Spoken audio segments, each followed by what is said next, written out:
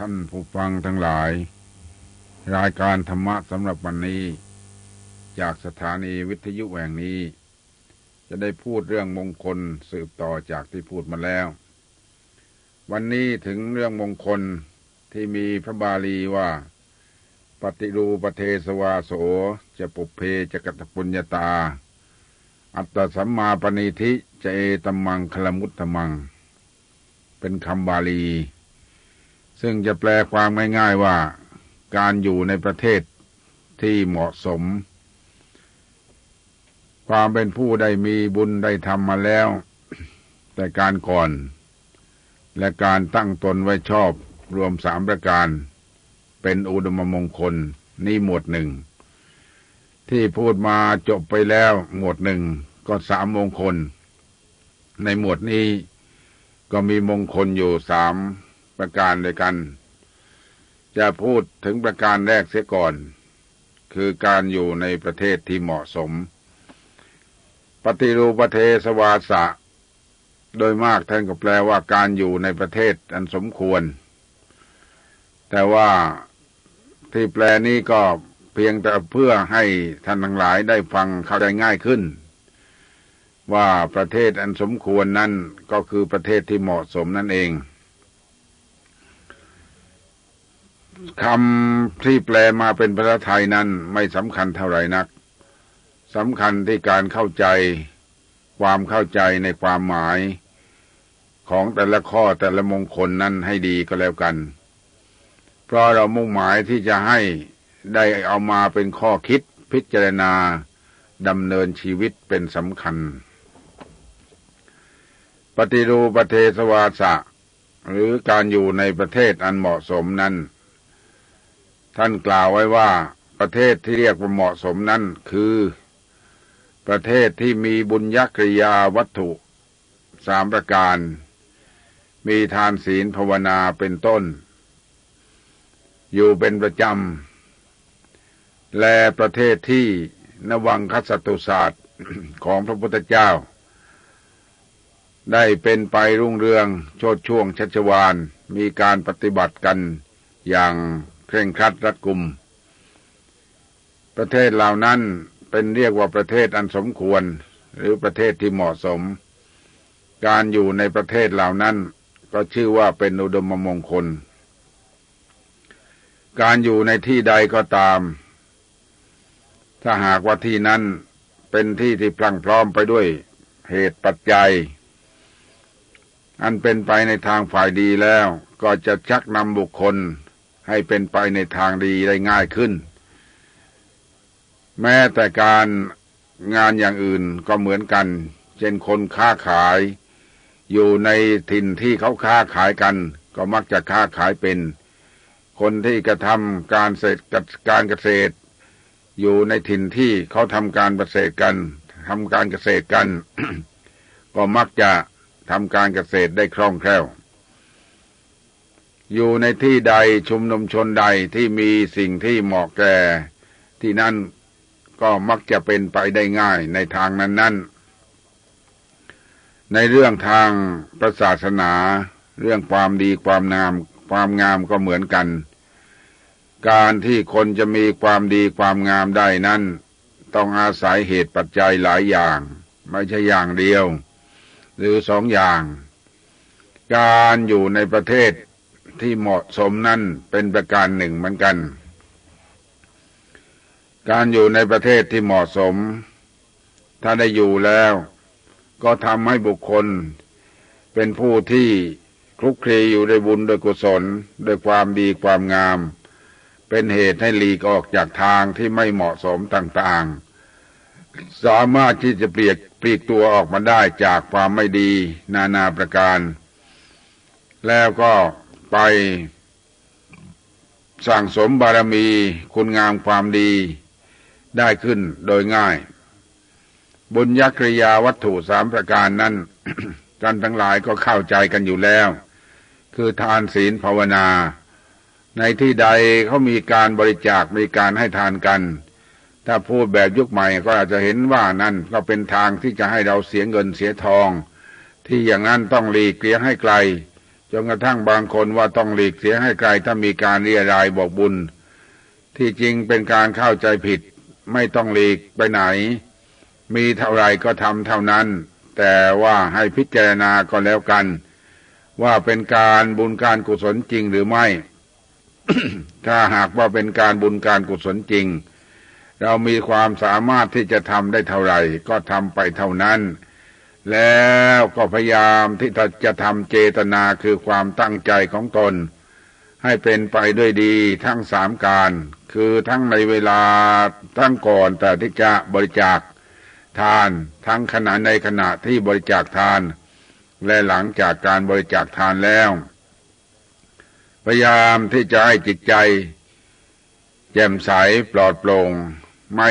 คิดไปในทางที่เสียหายคิดไปในทางที่ผิดเช่นคิดเสียดายเป็นต้นอย่างนี้ทำให้จิตใจไม่ดีเผลอไปแล้วบุญญกริยวัตถุแม้แต่ข้อว่าทานอย่างเดียวเท่านั้น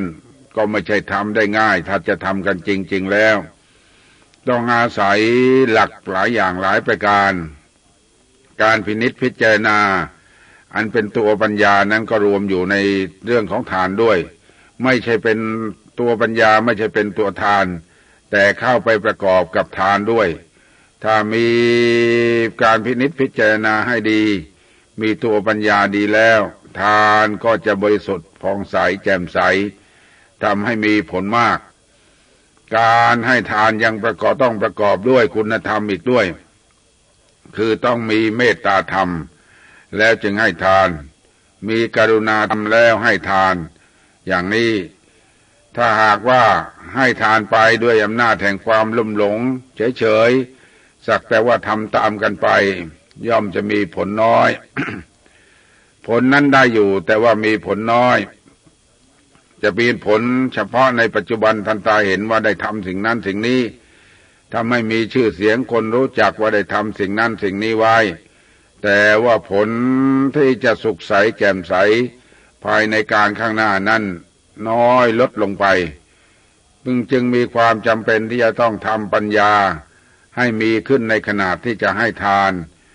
แม้แต่การรักษาศีลก็เช่นเดียวกันศีลนั้นมีศีล5ศีล8ศีลอุโบสถศีล227หรือศีล10ของสามเณร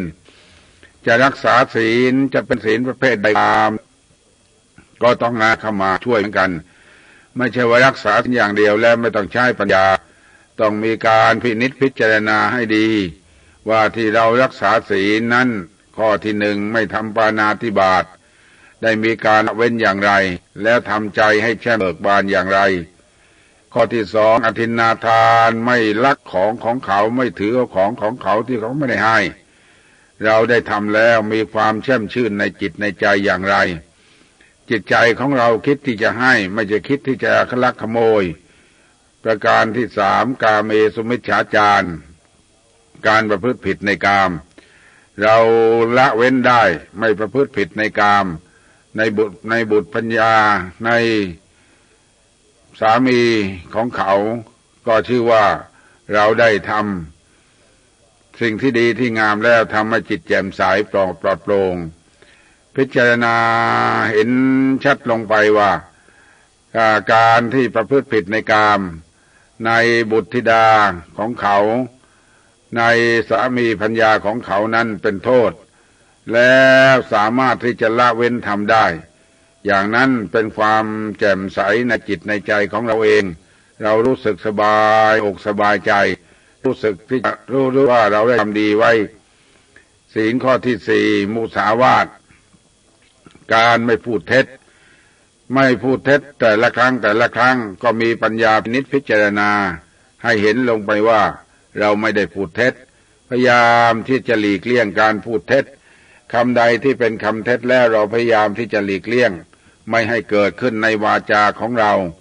แล้วทำให้จิตใจแจ่มใสปลอดโปร่งสุราเมรัยก็เหมือนกันไม่ใช่เพียงแต่ไม่ดื่มอย่างเดียวเท่านั้น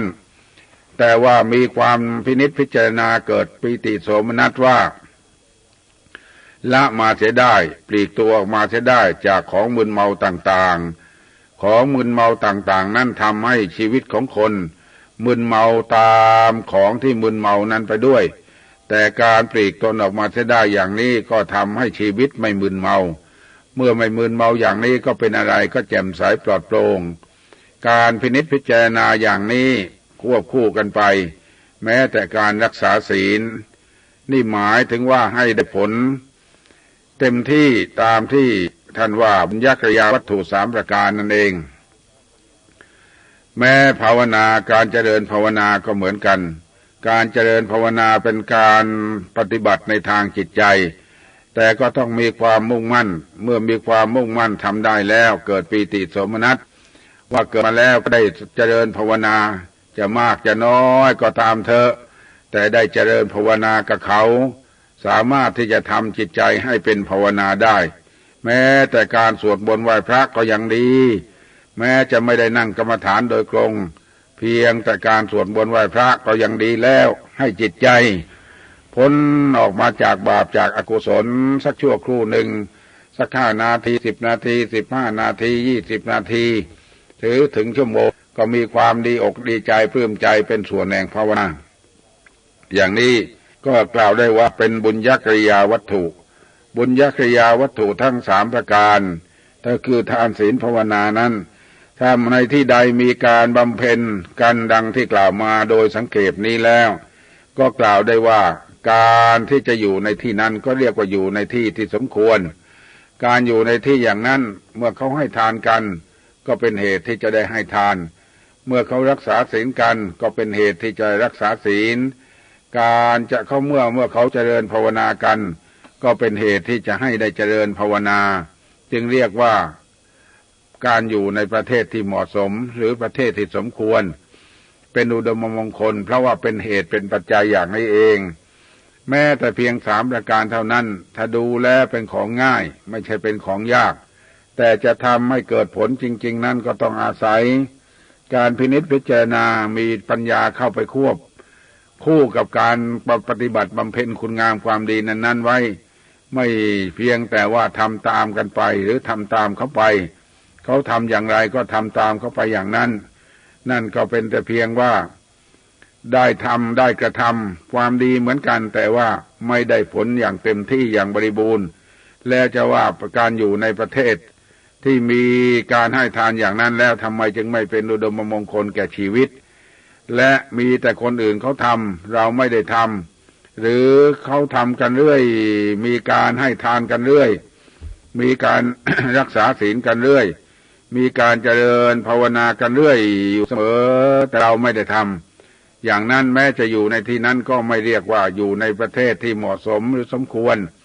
เพราะเราเพียงแต่ว่าสักว่าไปอยู่กับเขาแต่ว่าไม่ได้ทำแต่ว่าก็ดีอยู่ที่ว่าไม่ได้ไปอยู่ในที่ที่มั่วสุมไปด้วยสิ่งที่ตรงกันข้ามก็ยังดีขึ้นมานิดหน่อยแต่ที่จะให้บุญญกริยาวัตถุ3ประการเกิดนั้นย่อมเป็นไปไม่ได้การอยู่ในประเทศที่สมควรหรือเหมาะสมย่อมมีพลานิสงส์คืออุดมมงคลอย่างนี้เวลาสำหรับการบรรยายในวันนี้ได้สิ้นสุดลงจึงขอยุติยายไว้แต่เพียงเท่านี้ขอความสุขสวัสดีจงมีแก่ท่านผู้ฟังทุกท่านท่านผู้ฟังทั้งหลายรายการธรรมะสำหรับวันนี้จากสวิทยุแห่งนี้จะได้พูดเรื่องคนสืบต่อจากที่ได้พูดมาแล้วได้พูดถึงเรื่องอยู่ในประเทศเหมาะสมโดยยกคำที่ท่านกล่าวไว้มาวางเป็นหลักในการที่จะอธิบายเกี่ยวกับเรื่องนี้ว่าบุญญกริยาวัตถุสาการเป็นไปคือมีการบำเพ็ญกันอยู่ในที่ใดการอยู่ในที่นั้นชื่อว่าการอยู่ในประเทศอันสมควรอีกอย่างหนึ่งนวังคสัตตุศาสตร์คือคำสอนของพระพุทธเจ้าที่มีองค์9ประการได้เป็นไปโชติช่วงรุ่งเรืองในที่ใดการอยู่ในประเทศนั้นก็เรียกว่าอยู่ในประเทศอันสมควรที่ว่ารุ่งเรืองโชติช่วงนั้นก็หมายถึงว่ามีการศึกษาเล่าเรียนกันนวังคสัตตุศาสตร์นั้นเป็นคำที่ไม่ค่อยจะได้ยินกันรวมความง่ายๆก็คือคำสอนของพระพุทธเจ้านั่นเองซึ่งถ้าแบ่งแล้วก็มีองค์9ประการด้วยกันมีสุตตคายะเวทัลละเป็นต้นคำบาลีที่ว่านี้ก็ไม่ค่อยจะเข้าใจกัน แต่ก็แสดงให้เห็นว่าคำสอนของพระพุทธเจ้านั้น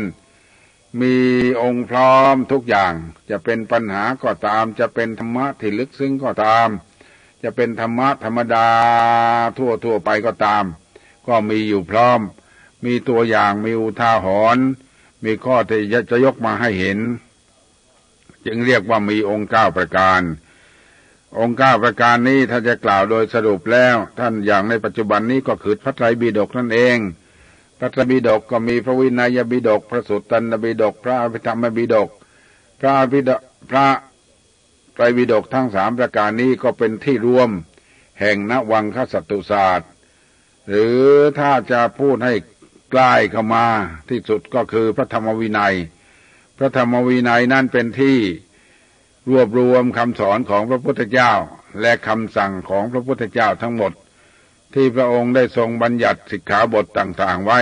เรียกว่าคำสั่งที่พระองค์ทรงสอนโดยทั่วไปนั้นเรียกว่าคำสอนจึงเรียกว่าคำสั่งสอนภาษาบาลีว่าธรรมวินัย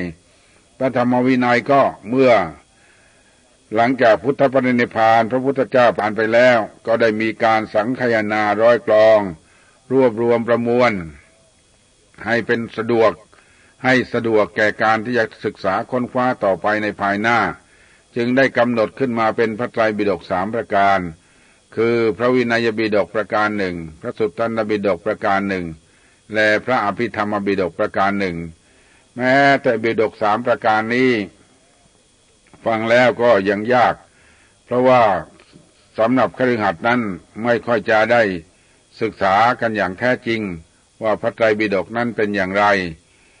มีอะไรบ้างแม้แต่คำที่จะเรียกว่าพระไตรปิฎกก็ไม่สามารถที่จะแจงออกไปได้ว่าพระไตรปิฎกนั้นมีอะไรบ้างมีพระวินัยพระสูตรและพระอภิธรรม3ประการหรือถ้าจะเรียกให้เต็มคำก็พระวินัยปิฎกพระสุตตันตปิฎกและพระอภิธรรมปิฎกนี่เป็นปิฎก3ประการปิฎก3ประการนี้ก็เป็นที่รวมของนวังคสัตตุศาสตร์นั่นเองถ้าในที่ใดยังมีการศึกษาเล่าเรียนพระไตรปิฎกกันอยู่ในที่นั้นก็กล่าวได้ว่าประเทศที่มีนวังคสัตตุศาสตร์ได้เป็นไปอยู่เสมอรุ่งเรืองโชติช่วงการอยู่ในประเทศอย่างนั้นชื่อว่าอยู่ในประเทศที่สมควรเพราะเป็นเหตุให้ได้ยินว่าพระวินัยปิฎกเป็นอย่างพระสุตตันตปิฎกเป็นอย่างไรและพระอภิธรรมปิฎกเป็นอย่างไรคนในบ้านเมืองของเรานั้นโดยมากไม่ค่อยจะได้ทราบ ถึงเรื่องพระไตรปิฎกแม้จะทราบกันดีว่าพระไตรปิฎกนั้นเป็นของสำคัญแล้วก็เคารพกันนักหนาว่าเป็นคัมภีร์ที่เป็นหลักถ้าใครได้สร้างพระไตรปิฎกและถือว่าได้บุญได้กุศลอย่างมากจะสร้างพระไตรปิฎกแต่ละทีก็มีศรัทธาปราโมทย์กันนักหนาว่าได้ทำสิ่งที่เป็นหลักไว้ในพระพุทธศาสนาการสร้างไว้นั้นไม่ได้ศึกษาแต่เป็นการสร้างหนังสือไว้อย่างหนึ่งก็ยังดีที่มีศรัทธาว่าได้สร้างพระไตรปิฎกดีกว่ามีศรัทธาว่าได้สร้างหนังสือหนังอย่างนั้นหนังสืออย่างนี้หนังสืออย่างโน้นถึงไม่เข้าเรื่องเข้าราวไม่ตรงกับทานศีลภาวนาหรือไม่ตรงกับนวังคสัตตุศาสตร์หรือไม่ตรงกับพระธรรมวินัยหรือไม่ตรงกันกับธรรมวินัยอย่างสั้นๆถ้าได้สร้างก็ยังนับว่าดีแล้วถ้าหากว่าได้สร้างแล้วได้มีความศึกษาได้มีการศึกษาทำความเข้าใจให้ชัดเจนว่าพระสูตรนั้นเป็นอย่างไรพระวินัยเป็นอย่างไรพระสูตรเป็นอย่างไรพระอภิธรรมเป็นอย่างไรไว้บ้างก็จะเป็นการดีชื่อว่าเป็นการอยู่ในประเทศที่มีพระไตรปิฎกหรือว่านวังคสัตตุศาสตร์ดังที่กล่าวมาการที่จะศึกษาให้เข้าใจนั้น เป็นขั้นต้นแต่ว่ายังไม่ใช่เป็นความสมบูรณ์ศึกษาแล้วก็ต้องมีการปฏิบัติแล้วก็มีผลออกมาเป็นปฏิเวทแม้ปฏิเวทไม่ใช่ถึงขั้นสูงสุดถึงปฏิเวทที่เป็นการทำลายกิเลสได้เป็นขั้นตั้งแต่พระโสดาบันเป็นต้นไปก็จริงแต่ก็มีผลออกมาเช่นว่าให้ทานแล้วมีผลออกมาอย่างนั้นรักษาศีลแล้วมีผลออกมาอย่างนั้น เจริญภาวนาแล้วมีผลออกมาอย่างนั้นหรือรักษาศีลแล้วมีผลออกมาอย่างนั้นเจริญสมาธิทำสมาธิให้จิตใจสงบแล้วก็มีผลออกมาเป็นจิตใจที่ดีจิตใจที่แจ่มใสจิตใจที่สดใสจิตใจที่สบายเจริญปัญญารู้สามารถที่จะเข้าใจว่ากิเลสตามติดกิเลสนั้นติดตามที่จะคอยรังควานอยู่เสมอไม่ว่ากิเลสกองใดคอยติดตามอยู่เสมอปัญญาก็จะอย่างเห็นอย่างรู้เมื่ออย่างเห็นอย่างรู้แล้วก็จะเป็นเหตุให้รู้จักหลีกเลี่ยงไม่ให้ตัวเองเข้าไปคลุกคลีปะปนไม่ให้จิตใจของตนไปคลุกคลีปะปนอยู่กับบรรดากิเลสทั้งหลายเหล่านั้นอย่างนี้ก็เรียกได้ว่าได้สร้างพระไตรปิฎกได้ศึกษาเล่าเรียนพระไตรปิฎกแล้วได้ปฏิบัติตามพระไตรปิฎกจนกระทั่งเห็นผลแก่ตนเองจะอย่างไรก็ตามเพียงแต่การสร้างอย่างเดียวก็ยังนับว่าดีดังกล่าวแล้วแต่ยังไม่สมบูรณ์ผู้ที่จะศึกษาพระไตรปิฎกจริงๆนั้นมีน้อยโดยมากกว่าหนังสือทั่วๆไปกันมากกว่าการศึกษาพระไตรปิฎกนั้นอ่านยากตรงที่ว่ามีข้อความท่านไม่ลัดความไม่ตัดความเลยแม้จะซ้ำกันหลายหนหลายครั้งก็ต้องกล่าวให้สมบูรณ์ดังที่ท่านกล่าวว่าสัทถังสัพพยัญชนะเกวลปริปุณณังคือพร้อมทั้งหมดจะเอาเป็นเนื้อความหรือก็พร้อมจะเอาเป็นตัวหนังสือหรือก็พร้อมบริบูรณ์ทุกอย่างจึงเรียกว่าเป็นพระไตรปิฎกที่สมบูรณ์แบบพระไตรปิฎกที่มีอยู่ในบ้านเมืองของเรานั้นก็มีแพร่หลายอยู่แล้วในเวลานี้ใครสนใจก็สามารถที่จะอธิบายได้สามารถที่อาจารย์ได้ศึกษาได้โดยเริ่มศึกษาที่พระวินัยปิฎกก่อนก็ได้ที่พระสุตตันตปิฎกก็ได้หรือพระอภิธรรมปิฎกก็ได้อ่านไปทีละเล็กทีละน้อยทำความเข้าใจแต่ถ้าหากว่าไม่สามารถที่จะมีเวลาปลีกเวลาหรือเวลาไม่มีพอที่จะศึกษาอย่างนั้นก็ศึกษาในเรื่องศีลศึกษาในเรื่องสมาธิศึกษาในเรื่องปัญญาให้พอที่จะปฏิบัติได้ก็ใช้ได้ให้รู้ว่าศีลมีอย่างไรบ้างสมาธิมีอย่างไรบ้างปัญญามีอย่างไรบ้างอย่าให้เพียงแต่ว่าได้ยินกันมาได้ฟังกันมาหรือทำตามกันไปทั้งนี้ก็ให้สมกับที่เราเกิดมาในบ้านเมืองนี้คือประเทศไทยของเรานั้นเป็นประเทศที่กล่าวได้ว่ามีนวังคสตุศาสตร์ได้เป็นไปรุ่งเรืองโชติช่วงคือมีการเล่าเรียนศึกษากันมีการตีพิมพ์กันมีการพิมพ์เผยแพร่กันหลายครั้งหลายหนแล้วพระไตรปิฎกนั้นได้แพร่ทั่วไปหมดแม้ต่างจังหวัดก็มีเต็มไปหมดนี่ก็ได้กล่าวได้ว่าประเทศของเรานี่เป็นประเทศที่มีพระพุทธวจนะหรือมีนวังคสตุศาสตร์ได้เป็นไปโชติช่วงชัชวาลคือได้มีแพร่หลายนั่นเองแต่ว่าความมุ่งหมายนั้นไม่ใช่ว่าต้องการที่จะให้มีแพร่หลายอย่างนั้นอย่างเดียวความมุ่งหมายที่สำคัญก็คือให้ได้มีการเล่าเรียนมีการศึกษาและมีการปฏิบัติตามถ้ามีการเล่าเรียนมีการเล่าเรียนศึกษามีการปฏิบัติตามและมีผลออกมาเมื่อไรก็กล่าวได้ว่านั่นแหละการอยู่ในประเทศนั้นสมควรนี่พูดถึงหลักที่ท่านตั้งไว้นอกจากหลัก2ประการว่าต้องมีนวังคสตุศาสตร์หรือต้องมีบุญญกริยาวัตถุแล้วท่านยังกล่าวถึงในสมัยก่อนในสมัยพระพุทธเจ้าว่าในสมัยพระพุทธเจ้านั้นพระพุทธเจ้านั้นประทับอยู่ในเมืองต่างๆเช่นเมืองราชคฤห์เป็นต้นประเทศเหล่านั้นที่เหล่านั้นก็เรียกว่าประเทศที่เหมาะสมเพราะว่าถ้าพระพุทธเจ้าประทับอยู่ในที่นั้นๆ ก็จะเป็นเหตุให้บุคคลได้ยินได้ฟังได้เห็นสิ่งที่ดีที่งามต่างๆอย่างที่ท่านเรียกว่าอนุตตริยะ6ประการมีการเห็นที่ยอดเยี่ยมเป็นทัศนานุตตริยะเป็นเหตุที่จะให้พบปะสิ่งที่ดีที่งามที่อยู่ในศีลในธรรมโดยอาศัยพระพุทธเจ้านั้นเป็นหลักท่านจึงกำหนดว่าสถานที่เหล่านั้นก็เป็นที่เรียกเราได้ว่าเป็นปฏิรูปประเทศหรือประเทศที่เหมาะสมหรือประเทศที่สมควร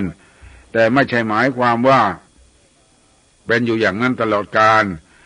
สัตว์ประเทศต่างๆมันเปลี่ยนแปลงแปรผันไปได้บางทีก็เป็นประเทศที่เจริญในยุคหนึ่งเป็นประเทศที่ไม่เจริญในยุคหนึ่งอย่างในสมัยปัจจุบันนี้บางเมืองบางที่ที่พระพุทธเจ้าเคยประทับก็กลายเป็นเมืองร้างไปแล้วก็มีเดี๋ยวนี้ไม่มีการศึกษาเล่าเรียนไม่มีการรู้เลยว่าพระธรรมวินัยเป็นยังไงพระพุทธวจนะคำสอนของพระพุทธเจ้าเป็นยังไงไม่รู้กันเลยเพราะฉะนั้นเกี่ยวกับเรื่องสถานที่นั้นแปลสภาพไปตามการตามสมัยไม่คงที่แน่นอนแต่ว่ากล่าวได้ว่าในสมัยนั้นยุคนั้นถ้ามีสิ่งเหล่านั้นเป็นอยู่เป็นไปแล้วก็เป็นประเทศที่เหมาะสมเป็นประเทศที่สมควรอย่างในปัจจุบันนี้บ้านเมืองของเรามีพระพุทธวจนะที่เล่าเรียนศึกษาหรือมีคำสอนของพระเจ้าที่เล่าเรียนศึกษาพิมพ์กันแพร่หลายทั่วไปประเทศของเราในเวลานี้ก็กล่าวได้ว่าเป็นประเทศที่สมควรหรือปฏิรูปประเทศเหมาะสมที่จะอยู่อาศัยให้เป็นเหตุให้ได้บำเพ็ญสิ่งที่ดีที่งามสำหรับผู้ที่รู้จักบำเพ็ญผู้ที่ไม่รู้จักบำเพ็ญแม้จะอยู่ในที่เช่นนี้ก็ไม่สามารถที่จะบำเพ็ญคุณงามความดีได้เหมือนกันเหมือนกับที่กล่าวมาแล้วข้างต้นนี้กล่าวได้ว่าประเทศไทยในปัจจุบันนี้เป็นปฏิรูปประเทศประเทศหนึ่งเป็นประเทศที่เหมาะสมที่จะอยู่อาศัยเพื่อศึกษาเล่าเรียนธรรมวินัยเพื่อที่จะศึกษาเล่าเรียนพระพุทธวจนะคำสอนของพระพุทธเจ้าจึงมีนิยมกันว่าพอถึงหน้าพรรษาก็พากันมาบวชเพื่อที่จะได้เล่าเรียนศึกษาพระธรรมวินัยอย่างนี้เป็นต้นหรือบวชชั่วระยะสั้น ก็ถือว่าจะได้มีโอกาสศึกษาเล่าเรียนพระธรรมวินัยเพราะประเทศไทยกำลังเป็นประเทศที่กล่าวได้ว่าเป็นปฏิรูปประเทศการอยู่ในประเทศอันสมควรเป็นเหตุที่จะให้เกิดเป็นสวัสดีมงคลดังที่กล่าวมาโดยสังเขปนี้เวลาสำหรับการบรรยายในวันนี้ได้สิ้นสุดลงจึงขอยุติการบรรยายไว้แต่เพียงเท่านี้ขอความสุขสวัสดีจงมีแก่ท่านผู้ฟังทุกท่าน